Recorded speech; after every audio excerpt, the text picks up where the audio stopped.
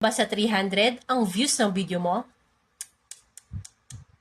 Kung ganon, mahina ang pang-hook ng video mo. Ang tinutukoy ko yung title ng video. Kung mapapansin mo ang mga video ko ay may title. At bago natin to i-upload, pinag-iisipan muna natin kung ano yung itatitle natin dito. Kailangan catchy ang title. At ang pinaka-importante, first 3 to 5 seconds pa lang ay makuha mo ng atensyon ng viewers mo. Alam mo, pinagdaanan ko na din yan. Laging nai-stack sa 300 ang views ng mga video ko. O minsan, mas mababa pa.